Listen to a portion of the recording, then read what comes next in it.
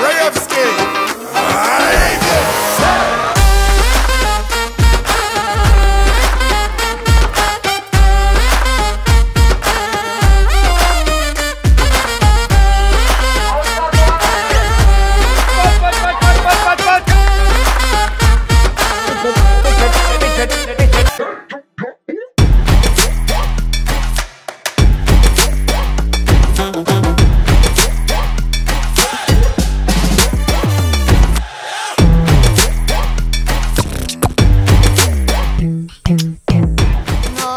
Som tu zažiť napríklad nové kamarátstva, že som si našiel, alebo bicykle sú tu, tak však ľúbi sa mi to tu.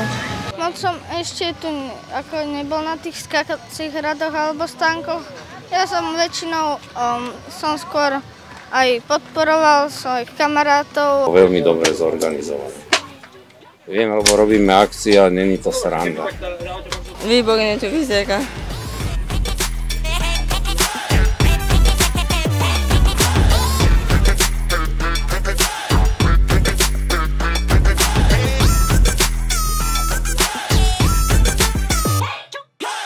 Štátny fond rozvoja bývania chce jednak podporovať šport u mládeže, ale je to aj kvôli tomu, že práve tu vidíme tú cieľovú skupinu, ktorú vieme podporiť aj našimi produktami. Či už sú to rodičia, mladomanželia, odchovanci detských domov a podobne, pre ktorých vieme ponúknuť v súčasnosti bezkonkurenčný úver s 1% úrokom na celú dobu splácania. Toto je ideálny priestor či už na našu prezentáciu, ale aj podporu športu u mládeže.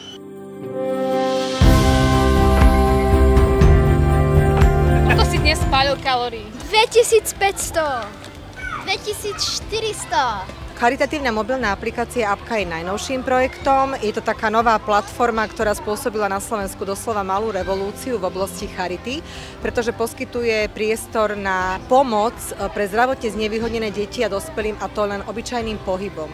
To znamená, že každý môže prostredníctvom aplikácie pomáhať, a to len tým, že sa prechádza, športuje, pláva, bicykluje, akoukoľvek pohybovou aktivitou, môže v aplikácii podporiť aktuálne príbehy.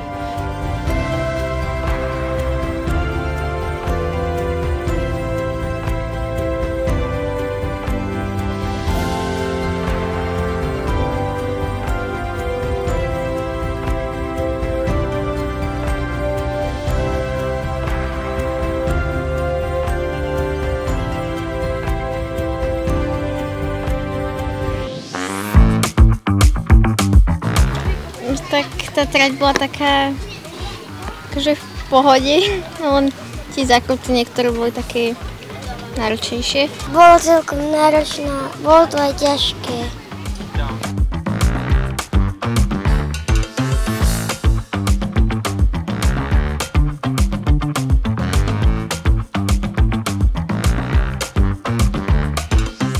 No tak určite Peter Sagan, ja som sa dostal kvôli nemu a začal som chodiť na tento pretek, pretože ma to bavilo, a potom som sa postupne dostal aj slovenským pohárom a tak. No tak bolo to veľa zážitkov, veľmi dobre toto je spravené, tieto preteky, a užil som si to.